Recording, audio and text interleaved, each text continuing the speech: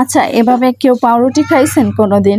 ডিম সাথে গরুর দুধ মিক্স করে, মানে দেশি মুরগির ডিম আবার দেশি গরুর দুধ সবকিছু মিলিয়ে একসাথে করে তারপরে মানে ভেজে খেয়েছেন? কি অদ্ভুত না? আমি তো ডিম দিয়ে খেয়েছি কিন্তু দুধ সাথে মিক্স করে কখনো খাই নাই সত্যি। তো এখন আমি দিয়ে দিচ্ছি দেশি গরুর দুধ তরতাজা একেবারে। তো জাল দেওয়া না, কাঁচা তাও আবার, বুঝতে পারছেন তো? তো যাই হোক, তারপরে দিয়ে দিব ৪-৫টা ডিম। যেহেতু দেশি মুরগির ডিম সেহেতু তো একটু হবে, কম হবে আর কি, অল্প হবে। তো এখানে দিয়ে দিব ৪-৫টা দেশি মুরগির ডিম। তো যাই হোক, আমি দিয়ে দিচ্ছি ডিমগুলা, দেখতেই পারতেছেন। ডিমের সাথে কিন্তু আরও অনেক কিছুই দিব।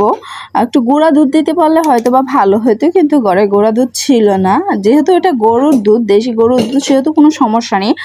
দুধটা খুবই স্বাদ আর কি। খাঁটি গায়ে দুধ কেমন স্বাদ হয় সেটা তো বুঝতেই পারতেছেন। তো এখানে আমি 3টা দিয়ে দিয়েছি, 3টা, আর দিয়ে দিলাম পরিমাণ মতো চিনি, দেখতেই পারতেছেন। আমি সামান্য একটু লবণও দিয়েছি স্বাদের জন্য। তো 3টা না 4টা ডিম দিয়েছিলাম আর কি। তো দিয়ে তারপর পরিমাণ মতো চিনি আর লবণ দিয়ে একসাথে মিক্স করে নিচ্ছি, একেবারে ডিমগুলো ভেঙে যাওয়া অবধি, মিশে যাওয়া অবধি দুধের সাথে। তো দেখতে পারতেছেন আমার ডিমগুলো মোটামুটি দুধের সাথে মিশে গেছে। এখন আমি পাউরুটিগুলো দিয়ে দিচ্ছি, ভিজিয়ে নিচ্ছি আর কি। তো কি অদ্ভুত খাবার না? কিন্তু খাবারটা সত্যিই অনেক মজার ছিল।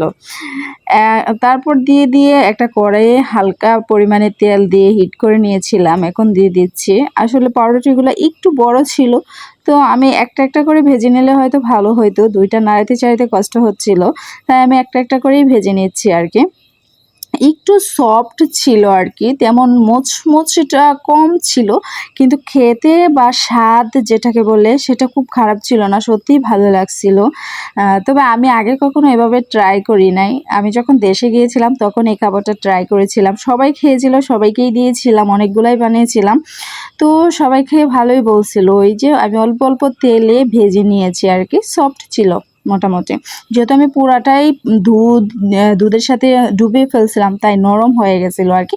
ভাজার পর মোটামুটি স্বাভাবিক হয়েছিল, তবে স্বাদটা মোটামুটি ভালোই ছিল আর কি। যাই হোক, ভাজা আমার মোটামুটি কমপ্লিট, আরও অনেকগুলো রয়েছে, ভাজবো, খাবো। আজ আপনাদের সাথে এই পর্যন্তই শেয়ার করলাম আর কি। তবে এই খাবারটা কে কে খেয়েছেন অবশ্যই জানাবেন কমেন্টস করে। সবাই ভালো থাকবেন, সুস্থ থাকবেন।